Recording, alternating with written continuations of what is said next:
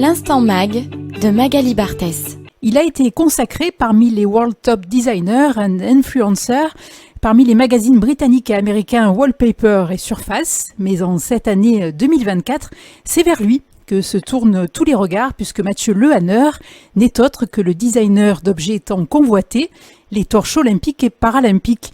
Et nous avons le privilège de vous avoir en l'antenne, Mathieu. Bonjour à vous. Bonjour. La curiosité me pousse à vous demander votre parcours personnel et professionnel. Et dans ce parcours, certaines réalisations ont retenu mon attention, puisque vous concevez des objets thérapeutiques. C'était d'ailleurs le sujet de votre projet de fin d'études. Oui, absolument. Donc moi, j'ai fait des études de design, dont je suis sorti il y a maintenant pas loin d'une vingtaine d'années. Mais comme vous le rappelez, effectivement, mon projet de diplôme est un peu particulier parce qu'il s'intéressait au design des médicaments, qui est une chose qui n'avait jamais été vraiment faite. Et ce qui m'intéressait, c'était de me poser la question de la relation qu'un patient, n'importe lequel, entretient avec son médicament. Et qu'est-ce qui fait qu'en gros, il comprend son traitement et qu'est-ce qui fait qu'il a envie de le prendre, surtout dans des bonnes conditions et des bonnes proportions.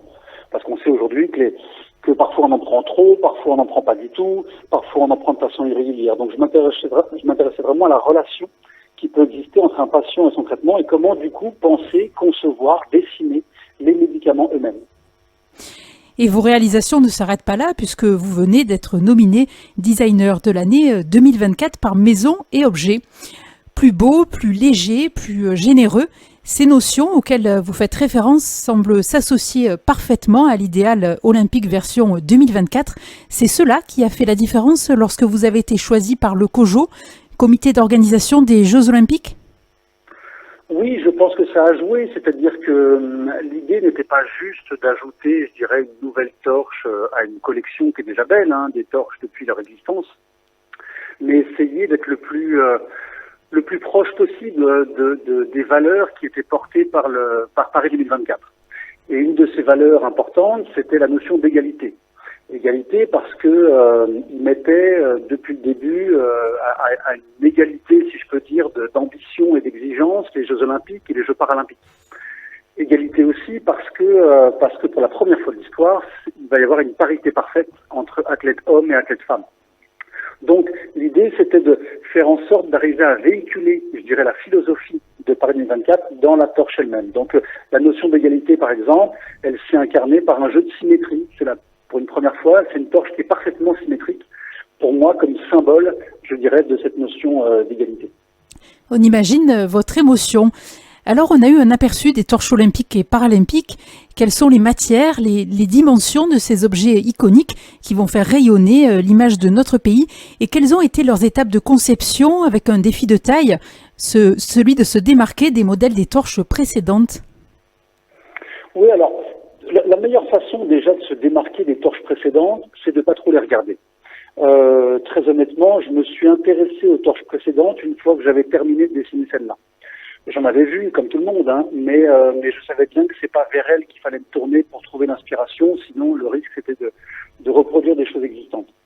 Donc effectivement, il y avait dans le cahier des charges au moment du concours quelques contraintes, mais assez peu finalement, qui étaient entre autres la dimension. Il fallait qu'on soit autour de 60-70 cm, pour des raisons simples, pour à la fois que la torche soit toujours visible du public qui va la regarder pendant le relais, mais aussi très concrètement pour éviter, si elle était trop petite, que les relayeurs et relayeuses se brûlent les cheveux pendant qu'ils couraient. Donc il y avait comme ça quelques contraintes.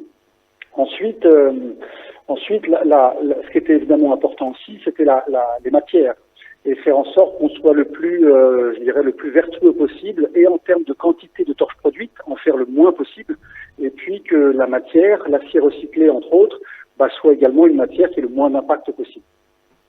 Bien sûr, et vous concevez aussi les vasques olympiques et paralympiques qui vont recueillir le feu sacré. Et les principales étapes de fabrication font donc la part belle au recyclage et au Made in France. Oui, absolument. C'est une torche qui va être entièrement, et qui est, pendant qu'on se parle, entièrement produite en France. Alors une chose importante, c'est que on imagine souvent qu'il n'y a qu'une seule torche, parce qu'on a un peu tous en tête l'idée un peu du relais des athlètes autour du stade où on se passe finalement le témoin. Sur le relais olympique, c'est un peu différent parce qu'en fait, il se transmet le feu, mais on ne se transmet pas la torche. Donc il va y avoir ici 2000 torches qui vont être produites. Pour vous donner une idée, sur les éditions précédentes, il y avait plutôt 10 000 ou 12 000 torches qui étaient produites. Donc là, on essaie de réduire au maximum. Et effectivement, vous le rappeliez, tout est produit en France et tout est produit en acier recyclé bas carbone. Donc on produit l'acier avec le moins d'énergie possible, mais surtout, chaque torche, elle a déjà une histoire, si je peux dire, parce qu'en fait, l'acier qu'elle utilise, qu'elle contient, il était peut-être il y a quelques années dans une voiture ou dans un bâtiment, et donc il a été récupéré, recyclé, refondu et retransformé pour devenir, alors c'est une succession d'étapes assez longue, pour arriver finalement à la torche olympique telle que vous la connaissez. Et tous les défis a consisté aussi à faire en sorte de préserver la flamme, quelles que soient les conditions climatiques. Oui, alors ça c'est vraiment c'est le principal enjeu, et qui est finalement un peu en tête de liste du cahier des charges quand le concours a été lancé, c'est qu'effectivement la torche et la flamme ne peut pas et ne doit pas s'éteindre. Et donc ça veut dire que quelles que soient les conditions climatiques, même si un relayeur va courir face au vent avec un vent très violent, la flamme doit essayer de rester visible, mais surtout de ne pas s'éteindre. Pareil si je suis sous une averse, sous une pluie diluvienne. Et donc on a dû faire beaucoup de tests, beaucoup de mises au point, qu'on a réalisé en l'occurrence ici dans nos locaux. Donc à un moment on a fait venir des ventilateurs qui étaient gros comme une pièce. On a fait subir tout un tas de crash tests, si je peux dire, à ces torches, pour être sûr que finalement le feu sacré qu'on se transmet depuis Olympie en Grèce jusqu'à Paris, qu'on ne prenne à aucun moment le risque, si minime soit-il, que la flamme puisse s'éteindre. C'est un défi de taille, en effet. Et à travers tous ces paliers, c'est tout un travail d'équipe qui est mis à l'honneur. Combien de personnes l'élaboration et la conception des torches représentent-elles ?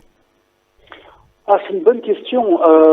Alors, j'ai pas fait le compte exactement, mais ce qui est sûr, c'est que effectivement, entre le moment du dessin de la torche, qui peut être un travail un peu solitaire, et sa réalisation, c'est déjà des Jeux Olympiques. Alors que personne ne voit véritablement, mais beaucoup de tests, beaucoup de mises au point. Je pense qu'il y a dû avoir, si on comptabilisait, 200, peut-être 300 personnes qui sont impliquées à des moments sur des phases de mise au point, sur des phases de fabrication, sur des phases de production, sur des phases de finition. Donc c'est une grande équipe, c'est des vrais Jeux Olympiques.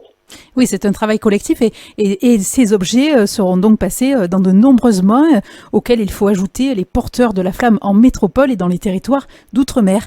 Et vous, Mathieu Lehanner, quel est votre rapport au sport et aux Jeux Olympiques ? Vous avez forcément un souvenir à nous faire partager lorsqu'enfant vous regardiez les Jeux. Oui, alors c'est vrai que moi je suis pas un grand sportif. J'aurais aimé vous dire que je suis un athlète, mais j'aurais été un gros menteur. Mais effectivement, j'ai quelques souvenirs des Jeux Olympiques. Peut-être les deux qui me viennent, c'est sans doute en 84, qui est sans doute les premiers Jeux Olympiques que j'ai pu véritablement voir. Et donc j'ai un souvenir assez ému de Carl Lewis, qui est cet athlète incroyable, qui avait une grâce pas possible et qui semblait tout gagner. Depuis la course jusqu'au saut en longueur, jusqu'au triple saut, etc. Donc j'étais assez fasciné, admiratif par cet athlète. Et puis un deuxième souvenir qui me vient, qui est au moment de la cérémonie d'ouverture des Jeux, au moment où on embrase la vasque olympique. Et c'était, je crois, en 92 à Barcelone, et je pense que beaucoup de gens s'en souviennent, qui est cet archer, cet athlète qui arrive avec son arc et sa flèche, qui enflamme sa flèche, et qui ensuite qui tire sa flèche pour aller embraser la vasque olympique qui doit se trouver à, 30, 40, 50 mètres plus loin. Et donc ça, c'est des moments absolument uniques, parce que je pense que une bonne partie de la planète, comme moi, enfant à ce moment-là, pouvions vibrer en espérant que tout ça fonctionne et qu'effectivement la vasque s'embrasse. Ça a fonctionné. Des images mythiques, évidemment. Merci beaucoup de nous avoir fait connaître les coulisses de la conception de la flamme. Et si vous souhaitez vous intéresser plus en détail sur les autres productions du designer de la flamme olympique et paralympique, n'hésitez pas à vous rendre sur le site mathieulehanner.fr. Et concernant les Jeux, vous pouvez aussi consulter le site paris2024.org. Merci à vous, Mathieu. Merci. L'Instant Mag de Magali Barthès.